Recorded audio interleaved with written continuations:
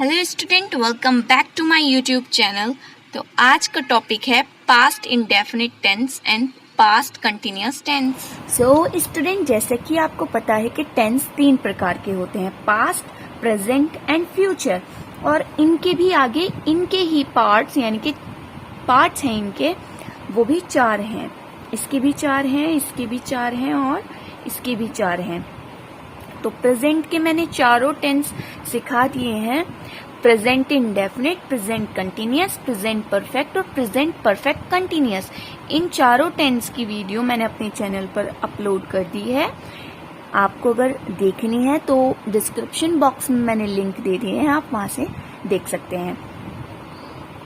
और अब आज मैं आपको पढ़ाऊंगी past indefinite tense and past continuous. जैसे कि प्रेजेंट के 4 टेंस हैं, ऐसे ही पास्ट के भी 4 हैं, past indefinite, past continuous, past perfect continuous. तो आज हम इन दोनों को पढ़ेंगे। मैं चारों पढ़ा दूं लेकिन वीडियो ज्यादा लंबी हो जाएगी, इसलिए ये दोनों नेक्स्ट पार्ट में मैं आपको पढ़ाऊंगी।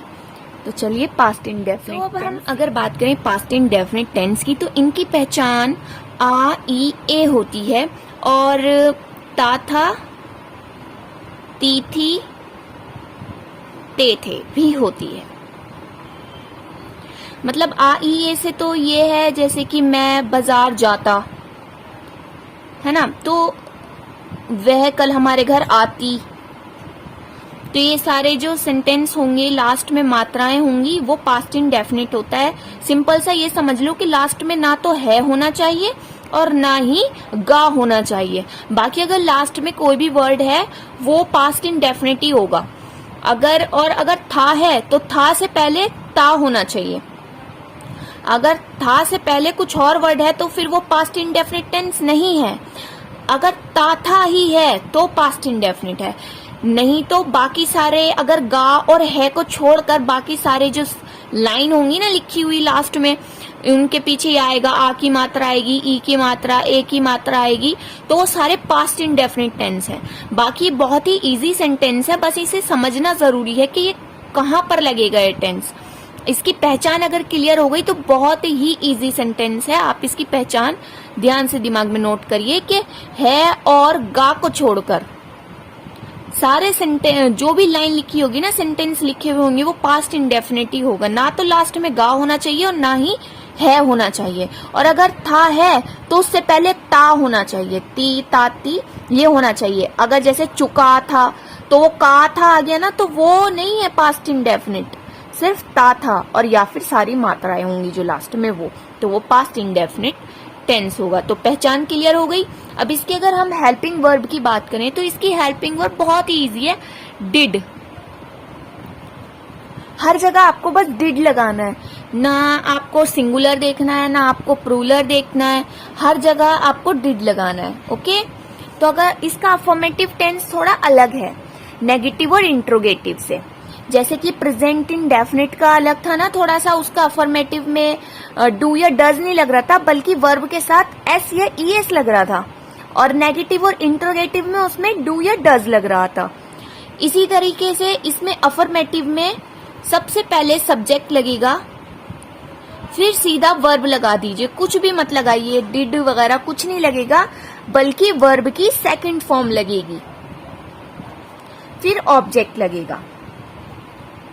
That is clear. मैंने प्रेजेंट परफेक्ट वाले टेंस में आपको बताया था कि वर्ब की 3 फॉर्म्स होती हैं, first form, second form and third form.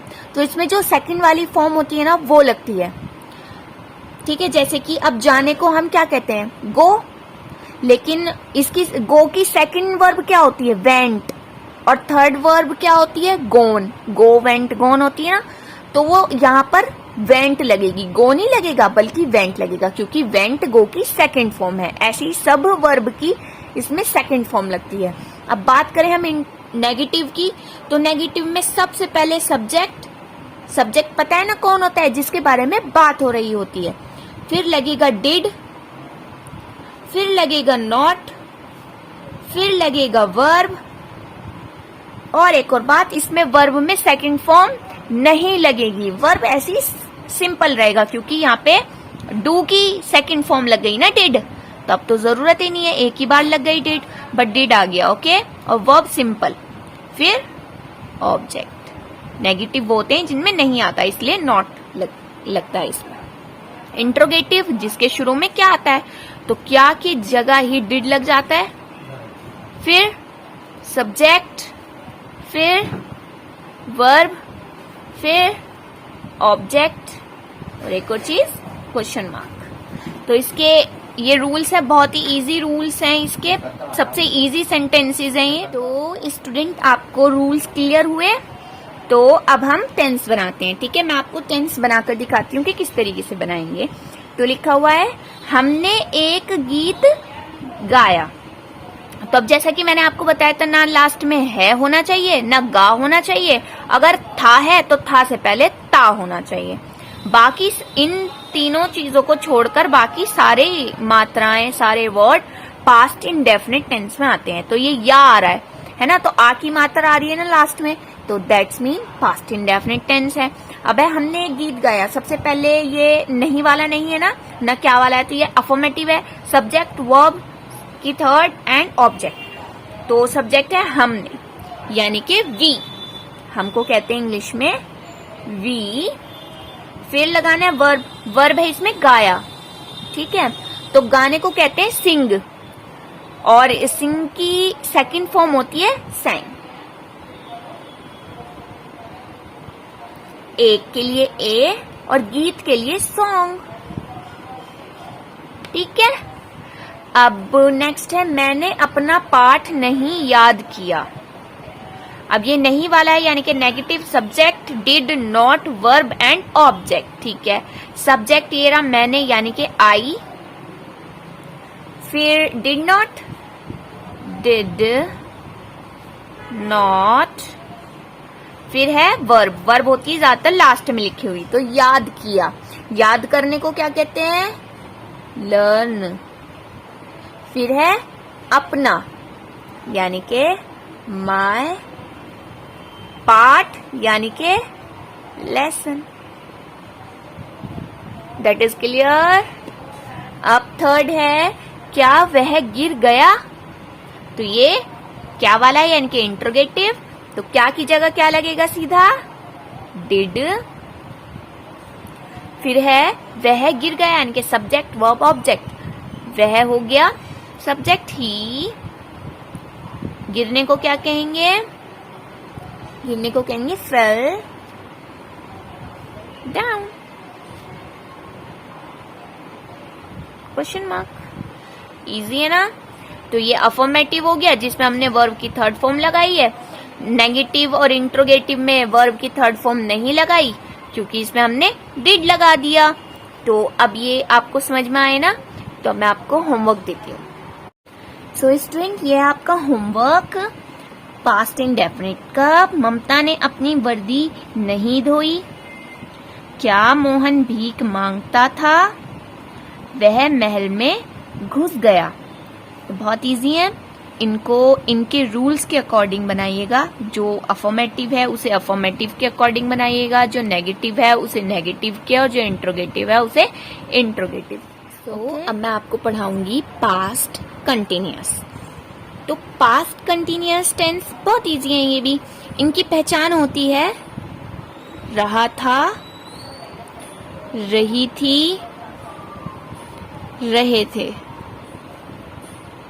जैसे कि प्रेजेंट कंटिन्यूअस जब मैंने पढ़ाए थे तो उसकी पहचान थी रहा है, रही है, रहे हैं। सेम ये भी कंटिन्यूअस है, तो इसमें रहा था आ गया बस, ठीक है। रहा था, रही थी, रहे थे। अब इसकी हेल्पिंग वर्ब की अगर हम बात करें तो इसकी हेल्पिंग वर्ब होती है वॉज एंड वर। वॉज एक वचन में लगेगी एंड वर बहुवचन में। जहां पर एक व्यक्ति या एक वस्तु की बात होगी वहां पर वॉज लगा दीजिएगा, और जहां पर बहुवचन की बात होगी वहां पर वर लगा दीजिएगा। तो चलिए अब हम चलते हैं इसके रूल्स की तरफ। तो रूल्स में इसके अफर्मेटिव जो टेंस हैं उनकी रूल्स हैं सब्जेक्ट वॉज या फिर वर, फिर वर्ब, जैसे कि मैंने आपको पहले भी बताया था, जहां पर भी कंटिन्यूअस लिखा हुआ देखिएगा तो वहां पर वर्ब के साथ आईएनजी लगा दीजिएगा, बस आंख बंद कर कर।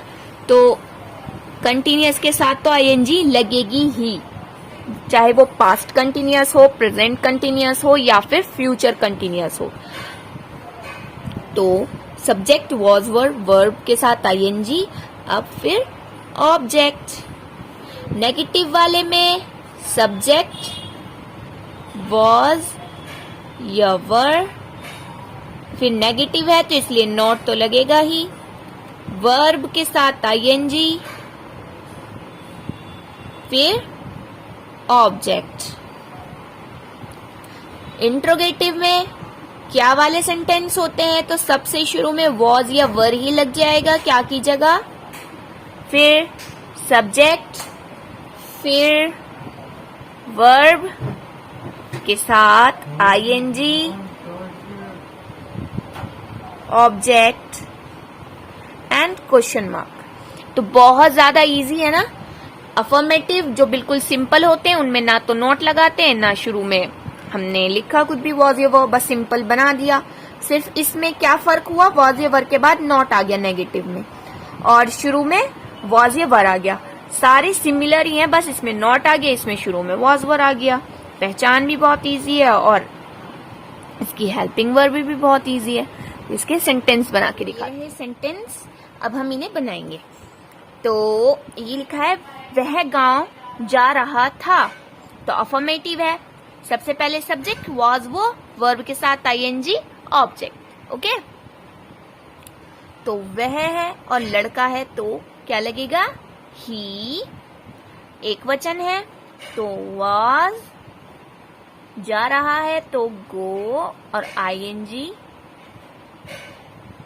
कहाँ जा रहा है, गोइंग टू, जाने को गो टू कहते हैं ना, तो गोइंग टू, और गांव को विलेज।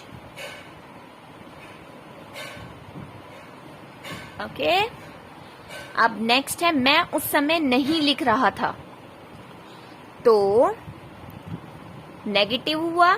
सबसे पहले तो आई आ जाएगा, फिर आई हमेशा प्लूरल में आता है, ठीक है, तो इसलिए वर्ड लगेगा।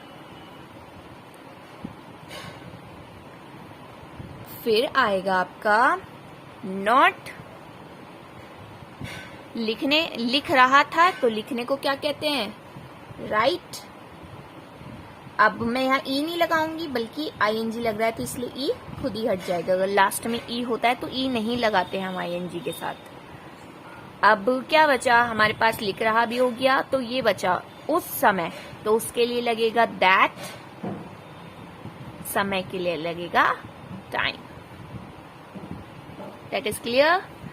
अब है क्या वे सो रहे थे, तो ये इंट्रोगेटिव हुआ, तो शुरू में ही वर आ गया, क्योंकि सब्जेक्ट जो है वो बहुवचन है, दे, यानी कि बहुत सारे लोगों की बात हो रही है, तो इसलिए मैंने यहाँ वर लगाया। और सोने को क्या कहते हैं, स्लीप, और वर्ब है ये, तो वर्ब के साथ लगेगी आईएनजी। अब देखते हैं कुछ बचा तो नहीं, क्या की जगह वर लग गया, वे की जगह दे लग गया।